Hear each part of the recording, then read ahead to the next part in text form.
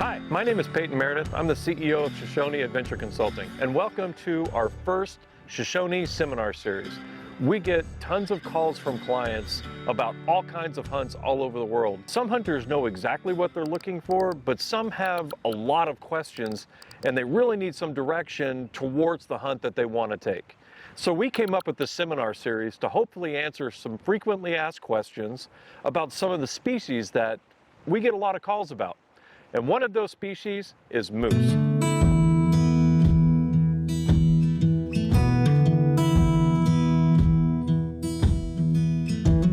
We get a lot of calls from hunters that want to hunt moose, but quite frankly, they don't know that there's actually several species of moose. They just know that they've had a hard time drawing a tag in the lower 48 and they want to kill a moose. There are 3 recognized subspecies for moose that are recognized by the Boone and Crockett Club and Pope and Young in North America. And those species are the Alaska Yukon moose, the Canadian moose, and the Shiras or Wyoming moose. The Alaska Yukon moose is just like it sounds. Those are found in the Alaska and in the Yukon. The Canadian moose are found south of the Yukon in British Columbia. They range throughout Canada all the way to Newfoundland.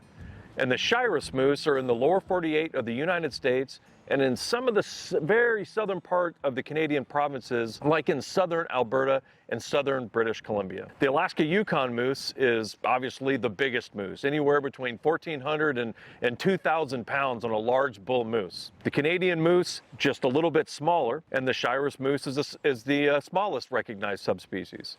The antler size on the Alaska Yukon moose, the big moose that everybody wants to get, everybody's looking for that magical 60-inch mark. And when you hear a moose is 60 inches or 50 inches or 45 inches, what we're talking about is the spread of the widest point of the antlers from tip to tip. The Canadian moose are really big once you're up next to the Yukon border. You actually get some interbreeding between moose in the Yukon and British Columbia, and they get gradually smaller. Generally speaking, the more southern in Canada that you get, all the way over to Newfoundland. The Shiras moose, the smallest subspecies, they can get pretty big as well, but they're certainly much smaller than their Canadian and Alaska Yukon moose cousins.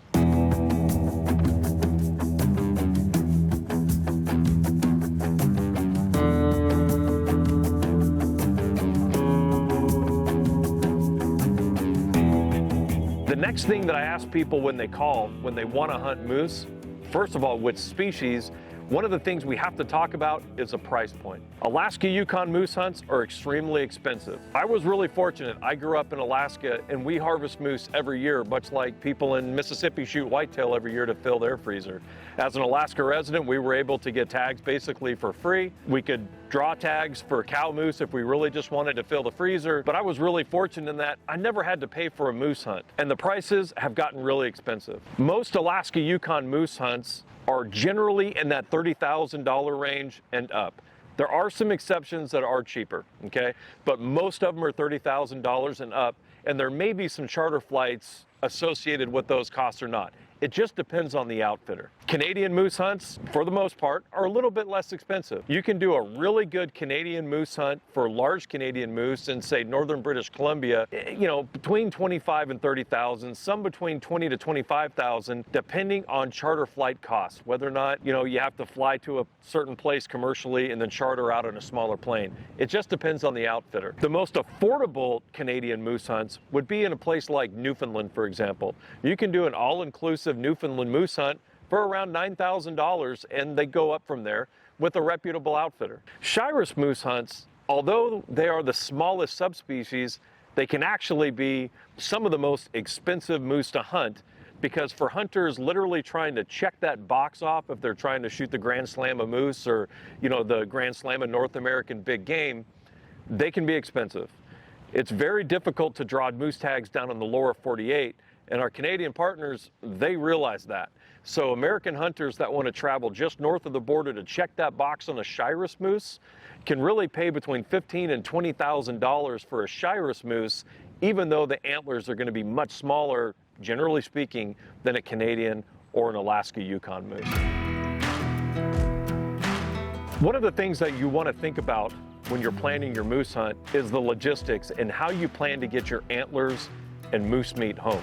It's not like going to Alberta shooting a whitetail. I did that a couple of years ago, and I just went to the local Walmart, bought a couple of coolers, put as much meat as I wanted in there, my antlers and my cape, and I called it good. Moose hunts are a little bit different. I grew up eating moose meat. My kids have grown up eating moose meat. It is awesome, organic, wonderful game meat that you should really share with your family. Getting that moose meat back home could be a logistical headache if you don't plan ahead of time. From Alaska, it's actually easier than from Canada.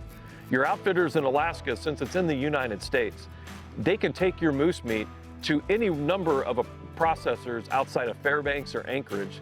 They can professionally process your meat and ship it back to you on, say, Alaska Air Cargo to a lot of destinations in the United States, and then you have all this good organic moose meat. It might cost you a few $100s to ship it, and maybe a few $100s in processing, but I guarantee you if you walked into your local grocery store and wanted to buy about 600 pounds of burger, you're probably gonna spend about the same amount or more than you would having that moose meat shipped back. Antlers are another predicament. If you go to Alaska or the Yukon and you shoot a 60-inch moose, it's not like you can just throw that in your luggage and get it on the airplane. Most of those expediters in Alaska and the Yukon work with taxidermists to process the antlers so they can be legally shipped out of the United States, or if it's in Alaska, they can just do the taxidermy work for you. And again, they can ship it through Alaska Air Cargo or another cargo service back to wherever you live. Moose meat coming out of Canada can be a little bit more difficult. If you are driving, and we have a lot of clients drive to Canada for their moose hunts, especially moose hunts in, say, Alberta or Newfoundland, those southern Canadian provinces, that's no problem. You can transport moose meat across the border. So they take the antlers, they'll throw them in the back of your pickup truck, you can drive moose meat across the border. I've done it myself.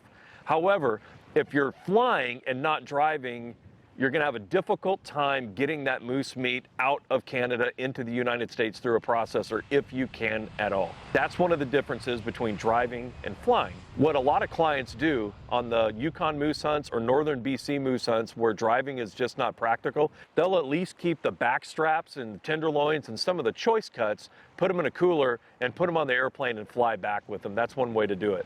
Most of our clients that hunt Newfoundland, they just drive and they bring the meat back with them. What weapon should I bring? Is the archery equipment that I'm set up with good enough to shoot a moose? Or is my deer rifle that I hunt back home with efficient enough to shoot a moose?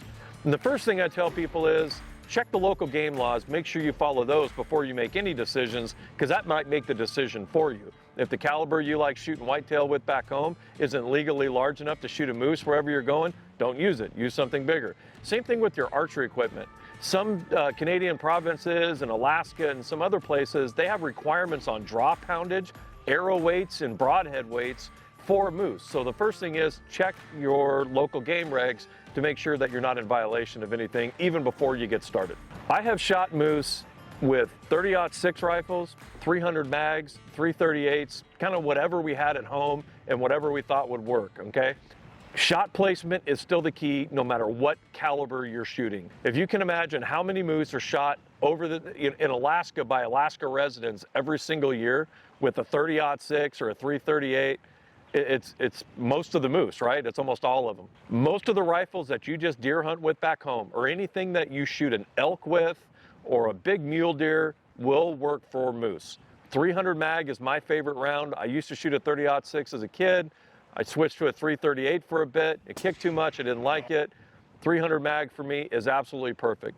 The largest moose I ever shot, and I've killed a lot of them, was a 60-inch bull, and I shot it with a 300 mag with a 165 grain bullet, and it went clear through the front of its chest and ended up in the rear hindquarter. That's my favorite round, and it worked perfect for me out of my gun. But just be proficient with your rifle, practice the distances. You're probably going to be shooting anywhere out to 300 yards, and shot placement is key. Archery is the same thing. The first moose that I ever shot with a bow, I was in the 9th grade, and I was shooting a 60-pound Oregon bow back in the day. Of course, this is way back when, and I was shooting a satellite 125 broadhead, old school broadhead. Since then, obviously, technologies have changed and game laws have changed. You can now shoot moose with expandable broadheads. You can use lighter weight arrows. Again, shot placement, sharp broadheads, and following your game laws is the most important thing, that you feel comfortable with what you're shooting when you shoot it. because ultimately it's your responsibility when you pull the trigger.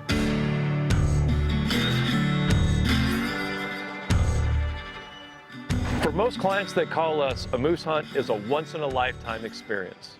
We work with a number of outfitters from Alaska to Newfoundland that we either have personal experiences with or that we have sent a number of moose hunters to, that we feel comfortable sending our clients, that their expectations are going to be met or they're going to be exceeded. When you're planning your moose hunt, and again, for most clients, it's going to be a once-in-a-lifetime experience, think about which species of moose you want to hunt, think about your price point, and let us take care of the logistics for you. We'd be happy to plan your next moose hunt. I've grown up hunting moose. It's one of the things I love to talk about the most. Not only do you get some really cool antlers, you get a lot of great organic meat that you can enjoy with your family for at least about a year. Give us a call to plan your next moose hunt or to ask any other questions about moose hunting in general.